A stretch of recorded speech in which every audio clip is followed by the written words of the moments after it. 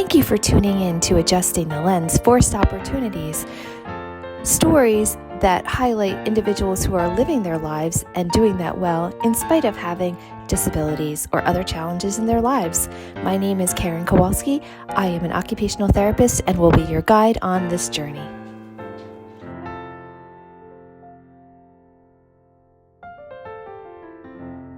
Mike, thank you so much for meeting with me and sharing your story on adjusting the lens, forced opportunities. One of the things that I always find interesting is why people find their professions that they decide to go into. And you have a very interesting story that sort of led you to the career that your second career, if you will. So I'm just kind of curious a little bit about how that occurred. So, I guess I was a late teenager when I decided that I wanted to become a psychologist. And I wanted to work, I wanted to work in a group home with teenage boys because I was kind of not the best behaved kid. The main difference between me and those kids was I had a set of parents and they didn't. So I wanted to see if I can shepherd these guys and figure it out. And it was a great experience. However, I was young and I took the interviewer's word for what they were going to promise.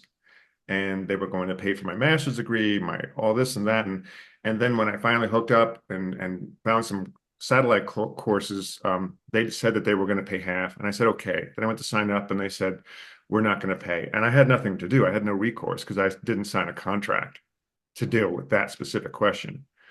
But I did that for a while, and then it wasn't a good fit after a couple of years.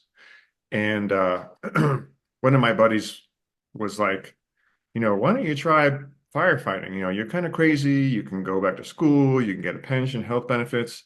And in the middle of that, I also tried Wall Street. I tried working in a brokerage firm. It just wasn't me. It just wasn't a good fit.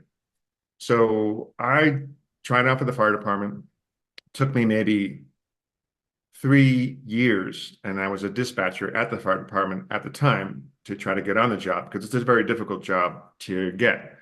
And I was lucky enough to get the job as a firefighter, and it was awesome. I mean, I felt like I won the lottery, just a great job, super fun. And during that, I was also able to go to school for my second degree in fire science. And at that time, we were working 10s and 14s, which means 8 to 6 or 6 to 8 in the morning. And the college offered the same class in the morning and the afternoon. And it was right after 9/11. So the officers there, a lot of them, actually, a lot of the professors lost their life in 9/11. So going to school for fire science was a very raw experience because they were telling us things that nobody really probably weren't even allowed to say at the time, but they had just lost some of their brothers and stuff. And and then one of my buddies, one of my best friends, suggested I try the hazmat team. And hazmat it's not the most glamorous position, but after 9/11, we were getting these calls for anthrax, and my buddy was like, listen, if you know less than the officer can send you in. But if you know more than the officer, then you can tell that officer you can't go in because you're going to be compromised. So I got trained all over the country. In Georgia, live sarin gas. In Nevada, we did bombs, car bombs, and we did Nevada also. Actually, that was New Mexico. And in Nevada, we did nuclear testing devices. So we would have a Christmas party for the hazmat team. And, obviously, I'm not going to go drink. I was on duty, but I was excused to go to the hazmat Christmas party. So I came back, and the first thing that you do is you put your gear where the engine or your truck is. And so I put my gear, check your air pack. And, not to sound, like I'm bragging, but at the time I was in really good shape. I was training to mountain bike race. I was maybe a buck 85 and really in really, really good shape. And so I came back from the party, I checked all my stuff, and at 12:03 we got a call for a basement fire. And basement fires are they're pretty much more scary because there's 99% of the time one way in and one way out. You know, you go down the stairs and so you can't see, it's not like the movies and backdraft. You can't see your hand in front of your face when you're in a fire. Like you can see the smoke coming up through the floorboards and then it starts to bank down from the ceiling. And without getting too much into the weeds, I can talk about it. It doesn't bother me anymore. But long story short, my air pack, we have like an audible and a vibrating mask. And within 5 minutes, it started going off. And they rated for 30 minutes. Maybe you can get 15 minutes. You know, when you're fighting a fire, it's definitely you're putting 150% of your effort in to do what you have to do. And I was like, that's weird. Again, super duper long story short. I don't want to throw anybody under the bus, but I ended up without oxygen for an unknown amount of time, passed out. Just I when I passed out, I never consciously hit the floor. In my brain, I just kept falling into a black hole. And one of my best friends, my dearest best friends, who is an officer, was home when he heard the Mayday. So he went from his house to the firehouse, had to wait for enough guys to get on a truck, go to the house, which was on fire, which I was still trapped, go to the back, and he ended up. And this was one of my favorite things to express is communication is free. There's no cost to it. And there was four guys in the room where I was trying to pick me up. But like I said, I was like a buck 85. I probably had 50 pounds of gear on me. And these four guys, strong, really awesome guys, they couldn't pick me up. We never trained for this. So again, one of my true best friends got on a ladder and says, okay, what do we got? And they were like, we can't pick him up. So he says, I'm going to count to three. That's all it took. I'm going to count to three and all four of you are going to pick him up. He counted to three. The four of them picked me up, passed me to him, passed me over his head, took my gear off and gave me CPR in the backyard and saved my life. So I didn't know what happened for maybe 3 days or something like that. But that night in the ER, the deputy chief said, "Do you want me to contact your family?" I'm like, "Well, they're sleeping. Let them sleep till the morning and let them know tomorrow. Like, what does it matter?" I didn't know what happened at that time. And then 15 minutes later, he said, "We have to contact your family because the doctors don't know if you're going to make it through the night." And I don't know why or how. I have a funny interpretation, but I accepted dying that night. And I was like, well, you gave me a good life. I traveled. I've been to a couple of islands in Europe and blah, blah, blah. And I accepted dying. And one of my friends says, maybe you're just too tired. So I don't know what it was. But again, now skipping forward, I can go into it as deep as anybody would want, but fast forward to figuring out the next chapter of my life. So I was thinking, you know what, I'm physically fit, or I like, working out, I'm mountain bike, and let me look into physical therapy. And lucky enough, I volunteered at an outpatient clinic. And all due respect for physical therapists, this was just a great setting for me to not do that. It was, it didn't fit what I wanted. I said to myself, if I'm going to go back to work, well, I'm going to go back to work. I want the person that I'm going to be working with or helping, I want them to be invested. And I found while working in a hospital and in a therapy department, working in physical therapy and occupational therapy, I found the CODA program by Rutgers.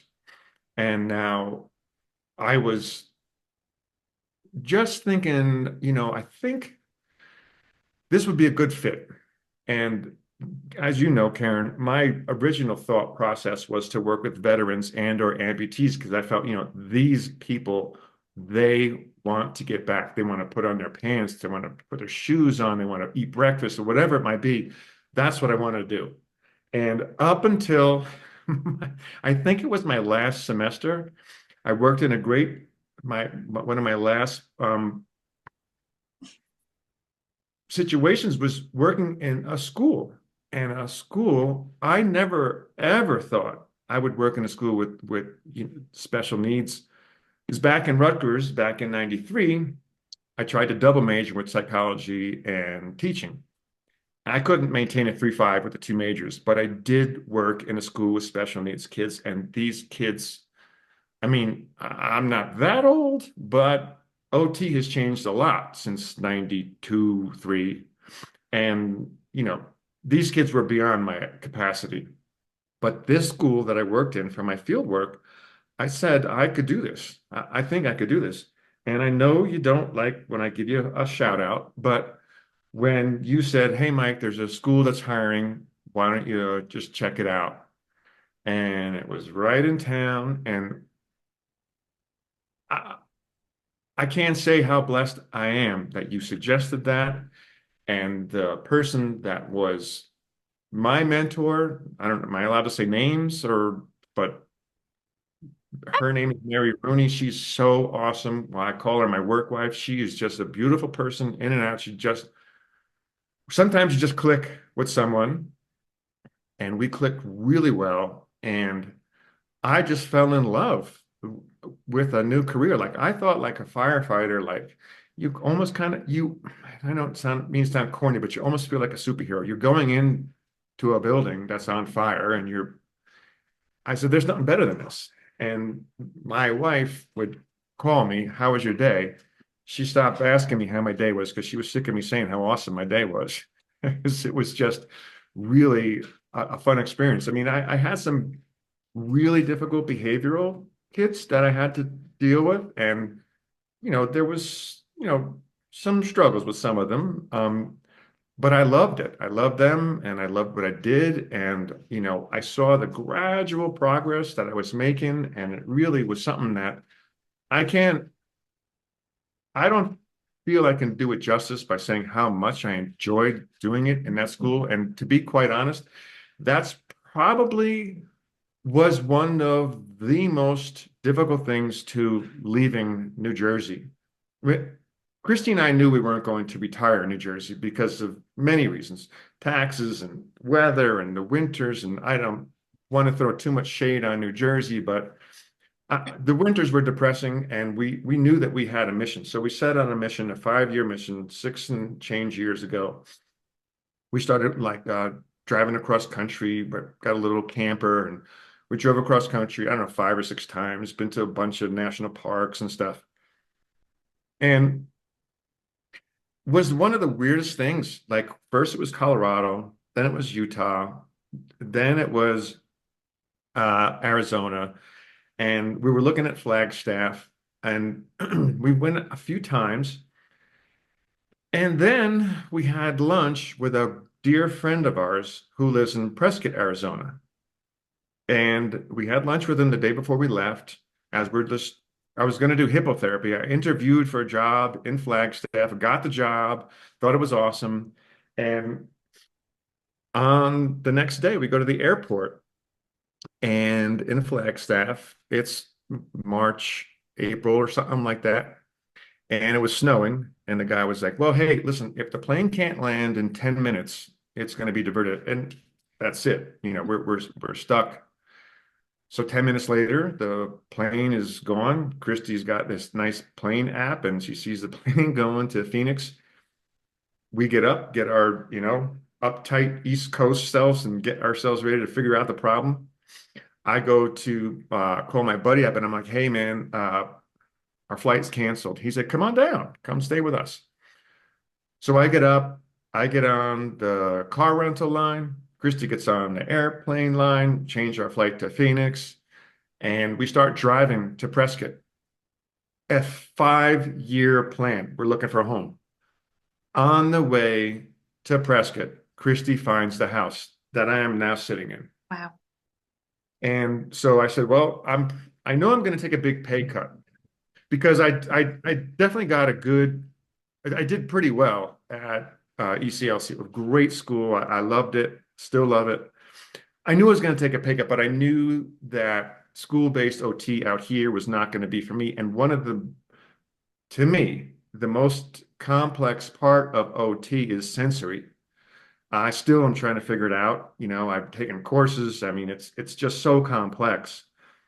So I looked for a sensory gym. I found a sensory gym here in Prescott, and they did also neurofeedback. So we'd hook up the leads to their heads, and we would do our OT and fine motor skills. It ended up not being a good fit, but it was really interesting. Something I'd never seen before, and it was a big gym. Um, but then I found a better fit for me here. Luckily, it was with a few of the OTs that were in that gym, but it was just not a good fit. I'm not saying anything negative about that particular place. We're doing extinguishing retained primitive reflexes. It is so incredibly interesting.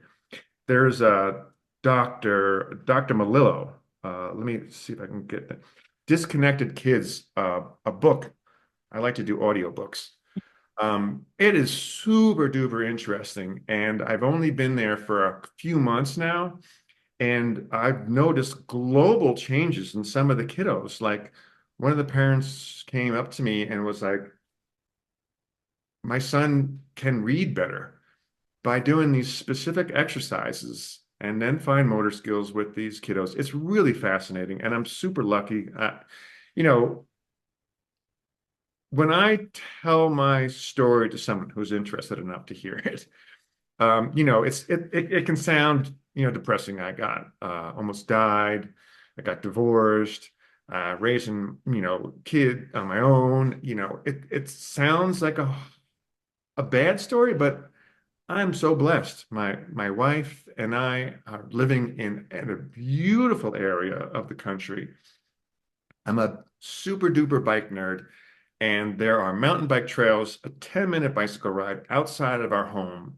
You know, we have 100, again, I don't mean to be negative about New Jersey, 100 more days of sun out here.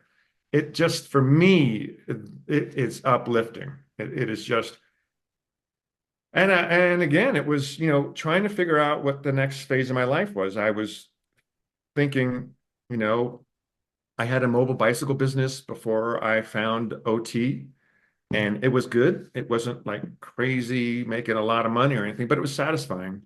But when the Rutgers program opened up, and I remember interviewing with you, and just, uh, I just, you just have one of those feelings in your life where you think this is where I'm supposed to be.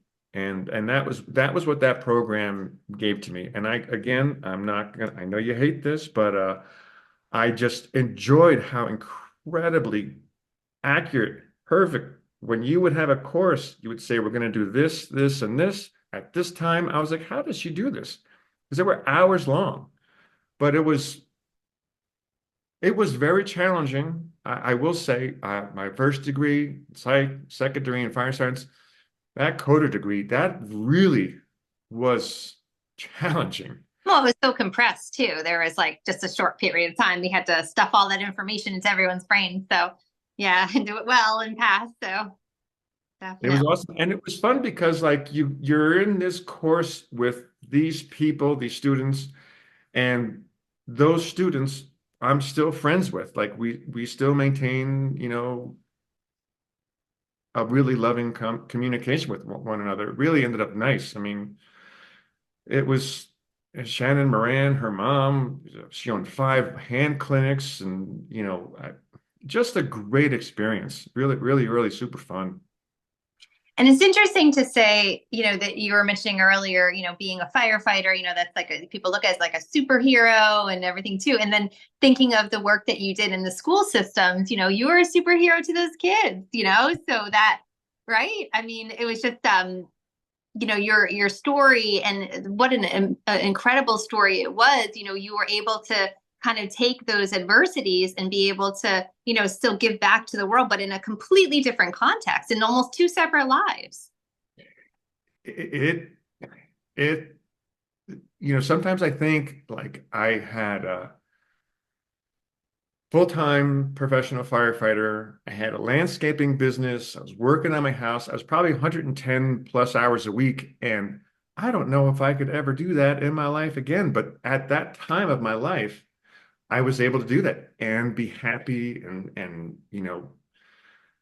It, I didn't mountain bike as much because I was working for my family. But yeah, I'm just blessed, like I feel just I'm a lucky person that has experienced a lot of different aspects of life, and occupational therapy, it just seems to fit with my life. I mean, I feel like when I go to work, uh, I don't mean to sound corny, but I don't feel like I'm going to work. I'm going to have some fun, be silly. Like I tell people, if you were to look into one of my sessions and you would think that I'm just playing with kids, we're crossing midline, we're doing all sorts of things that people take for granted because they didn't have that ability when they were younger. And now working with primitive reflexes is another aspect that I never knew about until just about a year ago. I mean, it's just such a fascinating way that you can have different opportunities in the field. And I feel like the luckiest boy in the world. Profession. You can go in anywhere where there's people. There's occupational therapists, and not just hospitals and schools and that, but in the community. It's all over for sure.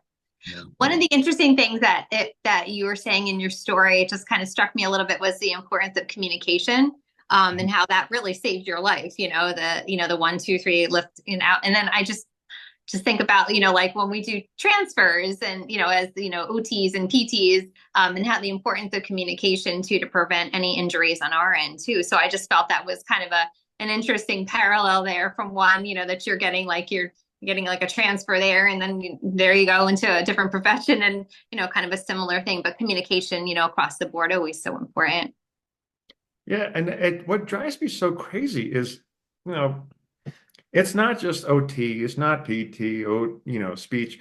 It's every aspect of life. Like, just don't be afraid to say something. I mean, communication is free. And so many things get lost without communication. I just, relationships, whatever, you can go so deep into that rabbit hole, but it's free. Tell someone how you feel. Tell someone what you're doing. And like, if you're doing a transfer, I'm going to stand in front of you. We're going to get into in the car, whatever it is.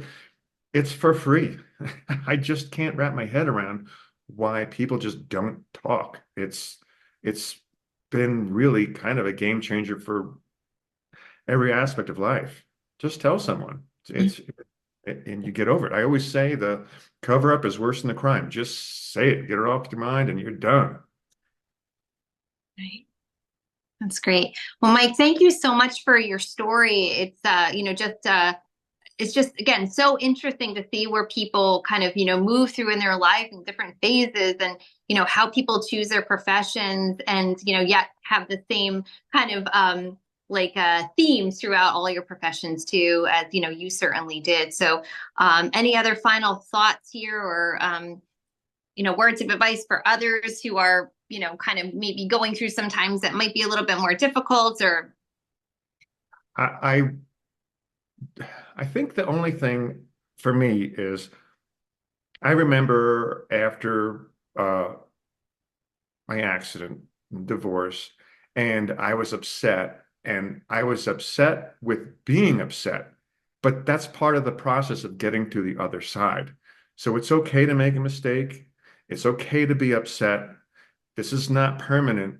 And if you just keep trying, life has rewards for you. I am the perfect example of a world gone upside down. And man, I am in heaven. I am in such an awesome spot in my life. And there were some really dark times. But as long as you keep trying and be true to yourself, I know that sounds corny or cliche or whatever, but I truly, truly believe in the human spirit and how many examples you could find of people that have fallen down and gotten back up. It's not me. I just feel like the evolution of the humanity wants to continue to strive to go on. I feel like it is in our DNA to want to drive on and to continue and to just make the best life. I mean, I know that it's harder than that. I'm not trying to say that there are problems that people cannot overcome. There are, but I am super happy. I mean, I'm blessed that I found this career, and it really feels good to see some of your kiddos get over some of the obstacles in life and know that you had maybe a little bit to do with that. So that's all I have to say. Wow. Well, thank you, Mike, for sharing your story, and thanks for putting such good into the world of others as a firefighter and the work that you did, and psychologist, and even working in the home when you were even younger, and as an OT now, and just really living your life to the fullest. So thank you so much for taking the time. And thank you so much for being the most awesome professor. I know you want to hear it, but you are. I might have to cut that part out. No, you don't. Thank you. And thanks, everybody. And look forward to the next episode of Adjusting the Lens, Forced Opportunities. Who knows? It might be a story of somebody that you know, or maybe your story. So let me know if you'd like me to share your story. Thank you all.